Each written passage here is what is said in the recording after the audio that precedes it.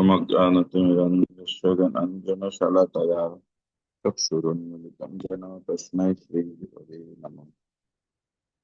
श्रीचैतन्यमनोभीष्टं स्थापितं येन भूतले स्वयं रूप कदामयं ददाति सकलं वन्देऽहं श्रीगुरो श्रीयुतपदकमलं श्रीगुरुन् वैष्णवंश्च श्रीरूपं सग्रजातं सहगण रघुनाथं वितं तं सजीवं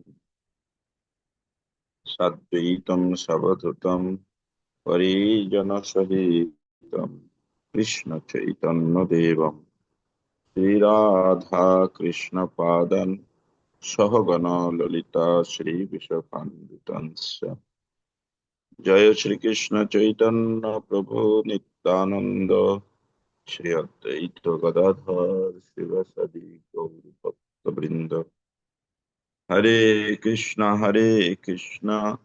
कृष्णा कृष्णा हरे हरे हरे राम राम राम हरे हरे। ओम नमो भगवते वासुदेवाय।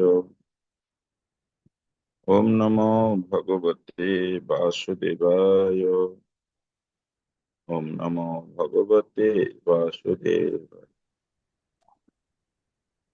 ओम तत्सत्।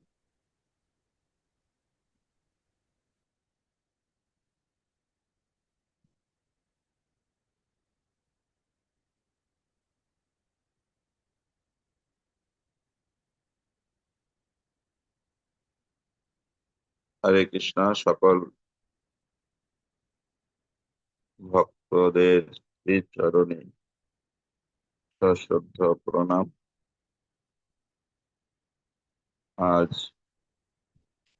ভক্তিরসামৃত সিন্ধু একাদশ অধ্যায় ভগবত ভক্তির বিভিন্ন অঙ্গ আজকে আমরা শ্রবণ করব।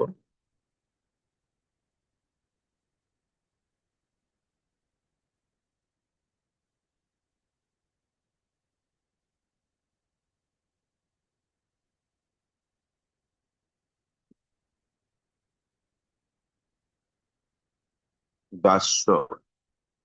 সকাম কর্মীদের মতো কর্মফল অর্পণকে দাস্য বলা হয়, কিন্তু শিল রূপ গোস্বামী প্রমুখ বৈষ্ণব আচার্যদের মতে কোনো না কোনো ভাবে নিরন্তর ভগবানের সেবায় যুক্ত থাকাই হচ্ছে দাস্য স্বরূপ।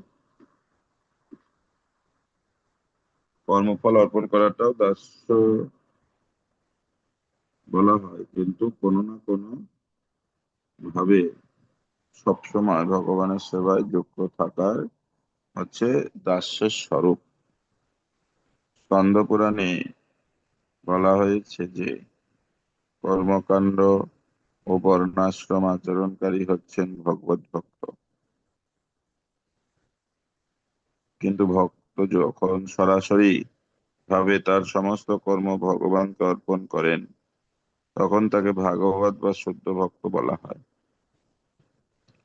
যারা সকাম কর্মে যুক্ত অথবা বর্ণাশ্রম ধর্ম অনুসরণ করছেন তারা শুদ্ধ ভক্ত নন, কিন্তু তবুও যেহেতু তারা তাদের কর্মের ফল ভগবানকে অর্পণ করছেন তাই তাদের ভক্ত বলে স্বীকার করা হচ্ছে।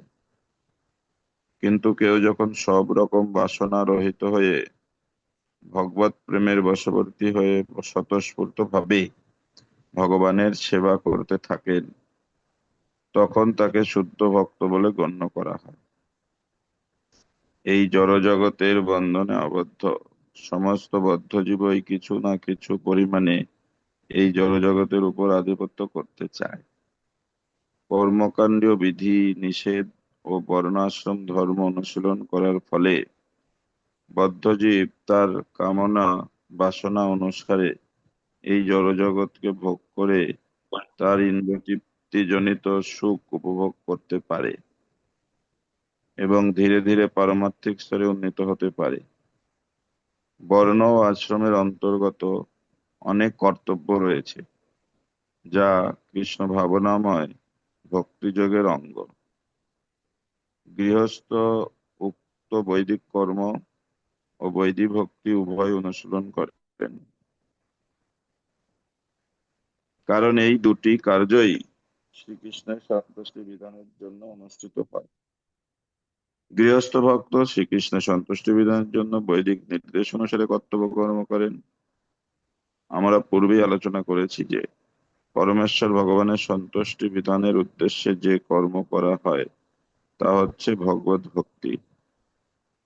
ভগবত ভক্তির অধিকারীর যোগ্যতা বর্ণনা করে শ্রীল রূপ গোস্বামী বলেছেন, নব্য ভক্ত তার ভগবত প্রেমের মাত্রা অনুসারে জড়জাগতিক কার্যকলাপের প্রতি বিরক্তি অনুভব করেন, কিন্তু তবুও যদি ইন্দ্রিয় তৃপ্তিজনিত কার্যকলাপের প্রতি আসক্তি থেকে থাকে তাহলে সেই সমস্ত কার্যকলাপের ফল শ্রীকৃষ্ণকে অর্পণ করা উচিত।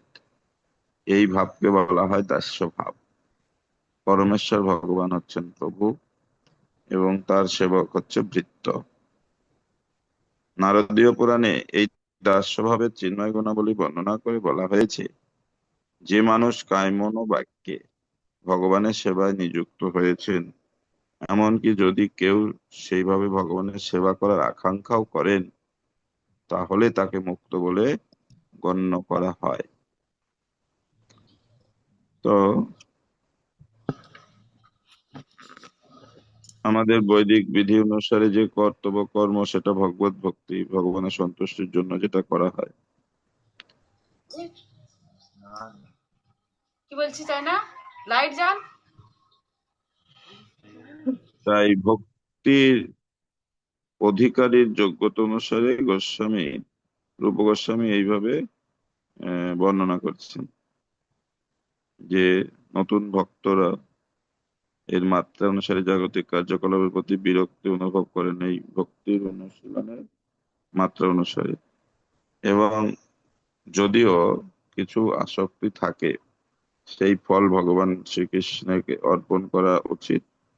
এইভাবে আমাদের যে প্রভু এবং ভৃত্যের যে সম্পর্ক সেটা আরো গভীরভাবে প্রস্ফুটিত হবে। আর এই দাস্য ভাবটা হচ্ছে চিন্ময় গুণাবলী। এই গুণাবলী সম্পর্কে আরো বলা হয়েছে কি, যে মানুষ কায় মনোবাক্যে ভগবানের সেবায় নিযুক্ত হয়েছেন এবং যারা আকাঙ্ক্ষা করেন তারাও এই জগৎ থেকে মুক্ত। সখ্য ভাব, সখ্য ভাবকে দুটি ভাগে ভাগ করা হয়েছে। প্রথমটি হচ্ছে ভগবানের অন্তরঙ্গ সেবক এবং দ্বিতীয়টি হচ্ছে ভগবানের শুভাকাঙ্ক্ষী। ভগবত ভক্তিতে যাদের সুদৃঢ় বিশ্বাস হয়েছে তারা নিঃসংশয়ে সচ্চিদানন্দময় জীবন লাভ করার জন্য ভগবত ভক্তির বিধি নিষেধগুলি যথাক্রমে পালন করেন।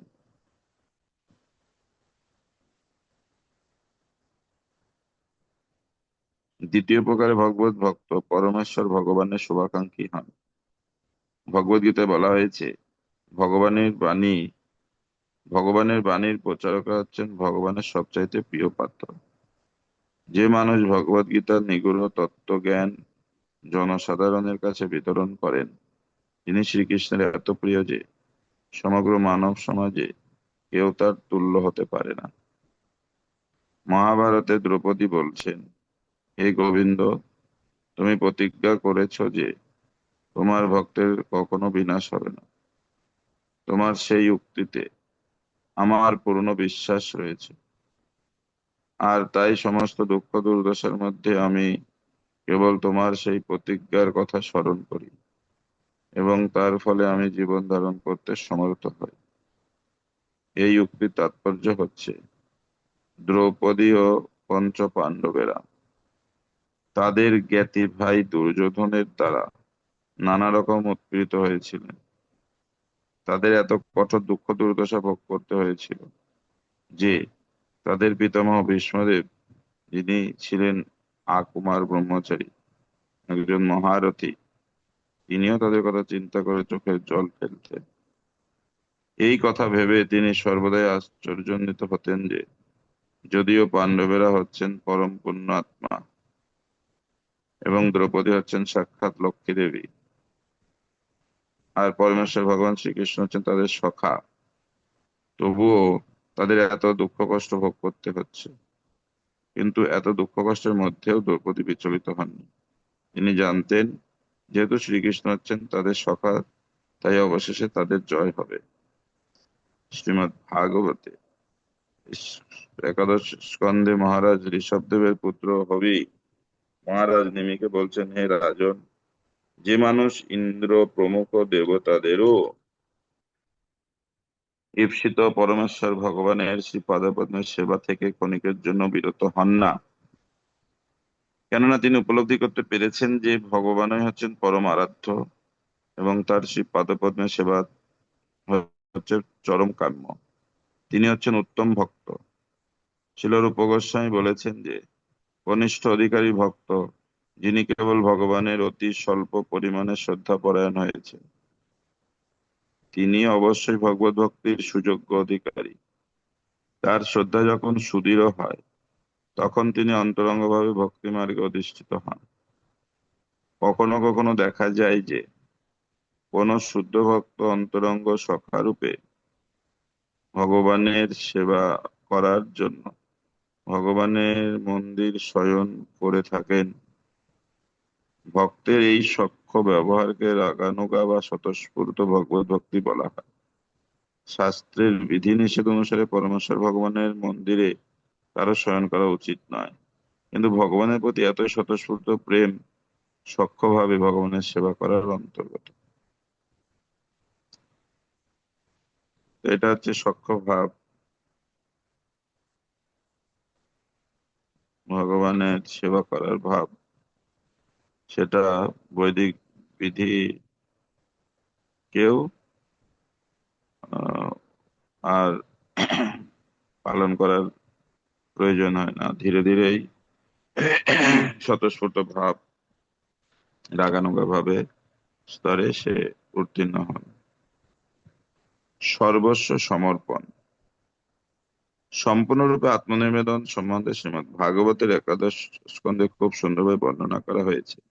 পরে ভগবান বলেছেন, যে মানুষ সর্বতভাবে আমার চরণে আত্মনিবেদন করে, অন্য সমস্ত কর্ম ত্যাগ করে, ইহলোকে ও পরলোকে আমি ব্যক্তিগতভাবে তাকে রক্ষা করি। অর্থাৎ পারমার্থিক জীবন ক্রমান্বয়ে উন্নতি সাধন করার জন্য আমি তাকে সাহায্য করি। এই ধরনের মানুষ ইতিমধ্যেই শাস্তি নামক মুক্তি, ভগবানের মতো সমান ঐশ্বর্য লাভ করেছেন বলে বুঝতে হবে।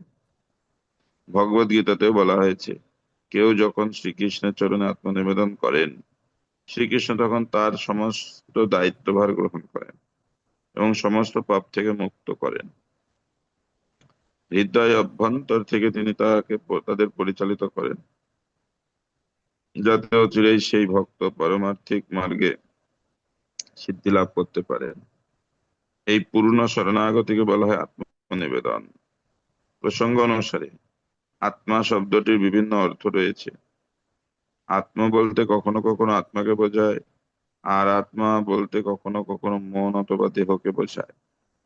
তাই পূর্ণ আত্মনিবেদন বলতে কেবল আত্মাকে নিবেদন বোঝায় না, ভগবানের সেবায় মন ও দেহকে নিবেদন বোঝায়। এই সম্পর্কে শিল ভক্তিবিনোদ ঠাকুর একটি সুন্দর গান গেয়েছেন।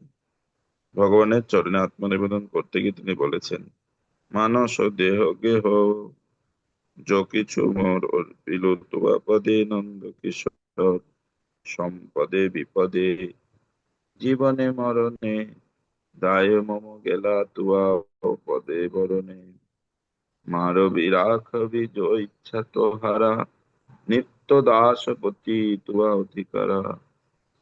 এই ভাব ব্যক্ত করে যেমন আচার্য প্রার্থনা করেছেন, হে ভগবান, আমি মনুষ্য শরীরে অথবা দেব শরীরে থাকতে পারি, কিন্তু যে রকম জীবনে আমি প্রাপ্ত হই না কেন, আমি তার প্রতি কোনোভাবে আগ্রহী নই, কারণ সেই শরীরগুলি হচ্ছে কেবল জড় প্রকৃতির তিনটি গুণের সৃষ্টি। কিন্তু আমি তোমার চরণে নিজেকে সর্বতভাবে সমর্পণ করছি। হরি বিবেক, হরিভক্তি বিবেক গ্রন্থে শরীরের মাধ্যমে আত্মনিবেদনের কথা বর্ণনা করে বলা হয়েছে, হে ভগবান, বিকৃত পশু যেমন তার শরীর ধারণ ও রক্ষার বিষয় চিন্তা করে না, তেমনই আমি যেহেতু আমার দেহ আত্মা তোমাকে নিবেদন করেছি, সুতরাং আমিও আর এই শরীর ধারণ ও রক্ষণাবেক্ষণের কথা চিন্তা করি না। পক্ষান্তরে বলা যায়, ভগবানের চরণে আত্মনিবেদন করতে তখন আর শরীর ধারণ পরিবার প্রতিপালনের জন্য চিন্তা করতে হয় না। কেউ যখন দেহ ও আত্মা যথার্থভাবে ভগবানের চরণে নিবেদন করেন, তখন তার সর্বক্ষণ মনে রাখা উচিত যে তার একমাত্র কার্য হচ্ছে ভগবানের সেবায় যুক্ত হওয়া। শ্রীল রূপ গোস্বামী বলেছেন যে সখ্যভাবে ভগবানের সেবায় যুক্ত হওয়া এবং ভগবানের চরণে আত্মনিবেদন ভক্তির এই দুটি অঙ্গ অত্যন্ত দুষ্কর। তাই এই ধরনের ভক্তরাই কেবল ভগবত ভক্তির এই অঙ্গ দুটি সাধন করতে পারেন। এর অর্থাৎ ঐকান্তিক প্রেমময়ী ভগবত সেবাযুক্ত আত্মনিবেদন অত্যন্ত বিরল। আত্মনিবেদনের অর্থ হচ্ছে ভগবানের ইচ্ছার কাছে নিজেকে সর্বতোভাবে সমর্পণ করা। তাহলে আত্মা মানে শুধু আত্মাকে বোঝাচ্ছে না, শরীর আর মনকেও বোঝায়। সেই জন্য কায়ে মন বাক্যে, শরীর মন আর আত্মা তিনটাকেই বোঝাচ্ছে ভগবানের চরণে সমর্পিত। এবং এই শরীরে যখন ভগবানের চরণে সমর্পিত হবে, তখন বলা হচ্ছে বিকৃত পশুর মতো, তার তেমন অধিকার থাকে না, চিন্তা থাকে না। সেরকম ভক্তেরও সেরকম ভাব। তাই ভগবানের চরণে আত্মনিবেদন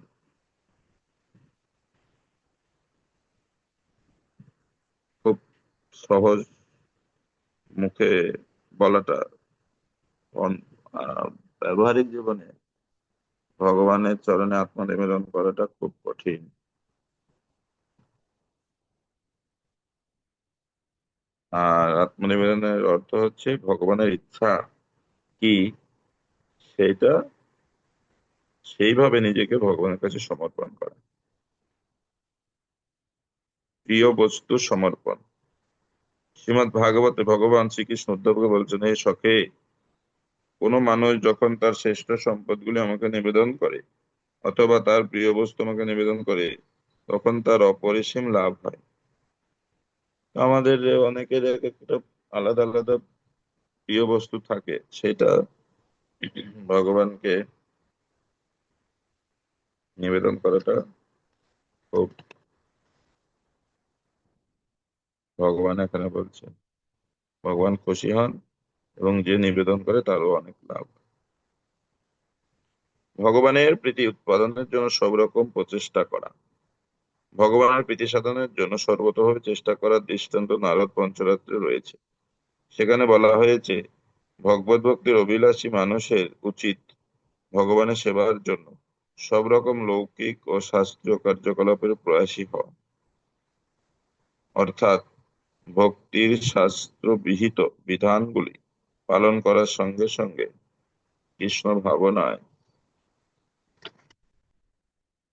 ভাবিত হয়ে ব্যবহারিক জীবনে কতকগুলি জীবনের কর্তব্যগুলি পালন করা উচিত। দৃষ্টান্ত স্বরূপ বলা যায়, কোনো ভক্তের যদি বড় ব্যবসা থাকে, বড় কারখানা থাকে, তাহলে তিনি তার সেই লৌকিক সম্পত্তির ফল ভগবানের সেবায় নিবেদন করতে পারেন।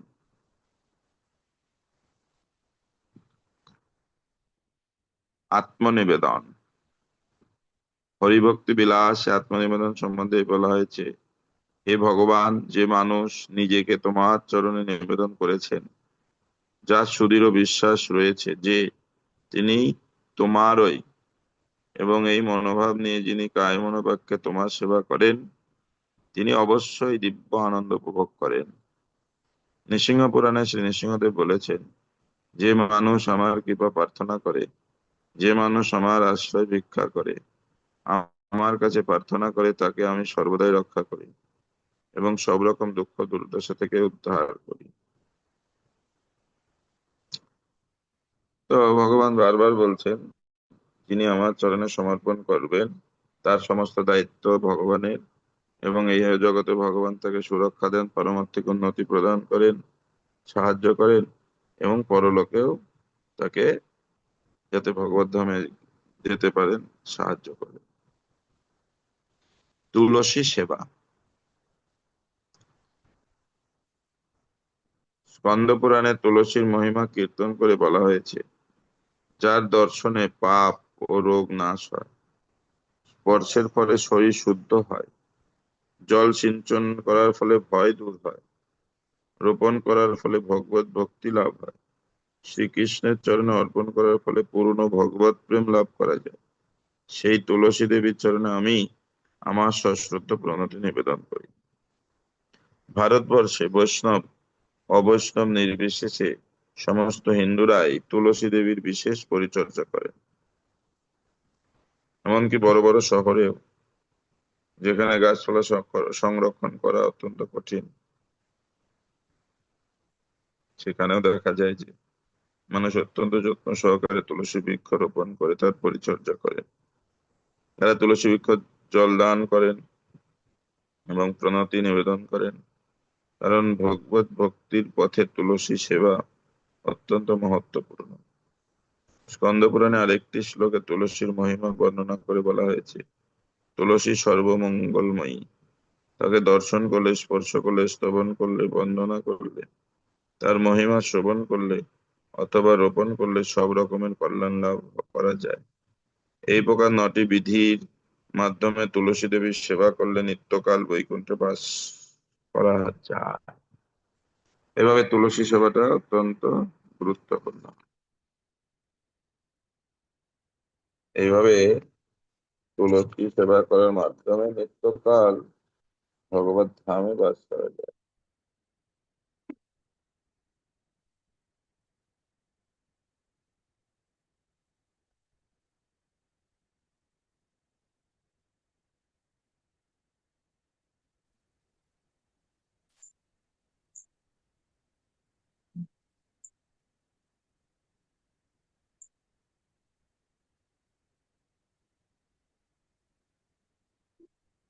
ভগবত ভক্তির গুরুত্ব 12 অধ্যায় আমরা আগামীকাল শ্রবণ করব। আর আজকের আলোচনা কিছু প্রশ্ন জিজ্ঞাসা থাকলে করতে পারেন, আর না হলে আজকে এখানেই আমরা রাখবো।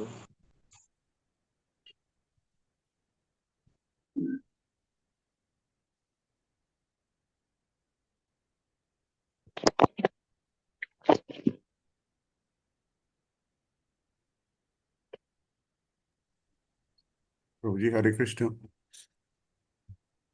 হ্যাঁ, আহ প্রভু, এ প্রথম যেটা দাস্য ভাবের কথায় বলা হলো, যে কর্মের ফল ভগবানকে অর্পণ করা, সেটা দাস্য ভাবের সেবা। তো এটা ঠিক কিভাবে করতে হয়, মানে প্র্যাকটিক্যালি কি মনোভাব নিয়ে, বা কোনো প্রার্থনা করে, নাকি কর্ম শুরু করার আগে, নাকি কর্ম শেষ করার পরে, আহ, কিভাবে এক্স্যাক্টলি প্র্যাকটিক্যালি এটা করা হয়ে থাকে? ভগবানের সেবা করার 12টি আহ, রস রয়েছে, তার মধ্যে মুখ্য হচ্ছে 5টি। 5টির মধ্যে প্রধান হচ্ছে 4টি: শান্ত, দাস্য, সখ্য, বাৎসল্য, মধুর। হুম। তো এই দাস্য ভাবটা হচ্ছে আমি ভৃত্য আর ভগবান হচ্ছেন প্রভু, এই যে ভাব। তো স্বাভাবিকভাবে এই ভৃত্য যা কিছু করে প্রভুর জন্য করেন, এই অর্থে বলা হচ্ছে। আচ্ছা, নিজের কোনো প্রত্যাশা থাকবে না, সম্পূর্ণরূপে প্রভুর না, জন্যই করছি। না। আচ্ছা, আচ্ছা, সেইভাবে। Okay. এই এই জন্য আমাদের শুদ্ধ ভক্তি বলা আছে কোনো বাসনা থাকবে না। যদি কোনো ভক্তের কিছু বাসনা থাকলেও সেই ফলটা যখন আমরা ভগবানকে অর্পণ করবো, তখন ধীরে ধীরে সেই বাসনা থেকে মুক্ত হওয়া যাবে। এবং এটা দাস্য ভক্তির বা দাস্য রসের যে ভক্তি, তারই একটা আহ, এখানে বলা হচ্ছে। হরি বল প্রভু, ঠিক আর ঠিক। আর একটা হচ্ছে আমাদের কায়, মানে শরীর, মন, কায় মন ও বাক্য, এইগুলো দিয়ে ভগবানের সেবা করাটাও বোঝায় দাস। হুম হুম আর এখানে আরেকটা জিনিস, যে যারা এইভাবে সর্বতোভাবে নিরন্তর যুক্ত আছেন ভগবানের সেবায়, আর যারা আকাঙ্ক্ষী বা মনে মনে ভাবছেন আমি এটা করতে চাই, তো এই উভয় ব্যক্তিরাই এই জগতের থেকে মুক্ত থাকেন। এটা হচ্ছে চিন্ময় গুণ, এই দাস্য রসের, দাস্য ভাবের যে ভক্তি, প্রত্যেকটাই। আর এই দাস্য ভাবে ভক্তি করতে করতে একটার পর একটা মানে উপরে উঠবে। যেমন বন্ধুত্ব তো আর প্রথমে হয় না। যখন অনেক কর্মচারী আছে, অনেক দিন সেবা করতে করতে মালিকের উপর অনেক বিশ্বস্ত, তখন সে বন্ধুর মতো আচরণ করে, বিশ্বাস করে, সমস্ত দায়িত্ব অর্পণ করে, করে কিনা। হুম হুম তখন আমাদের এই দাস্য ভক্তি যখন খুব দৃঢ় হবে, ঘনীভূত হবে, ভগবানের প্রতি দৃঢ় বিশ্বাস হবে, তখন এই দাস্যটাই সখ্যে রূপান্তর হবে। হুম হুম ঠিক আছে। Thank you, প্রভু। হরে কৃষ্ণ।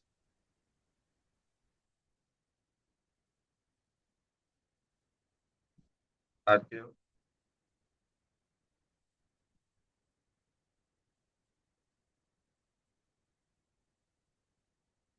ঠিক আছে। সকলকে অসংখ্য ধন্যবাদ। সকলকে বৈষ্ণব প্রণাম। বংশা কল্পতরুভ্যশ্চ কৃপা সিন্ধুভ্যেব চ পতিতানাং পাবনেভ্যো বৈষ্ণবেভ্যো নমঃ।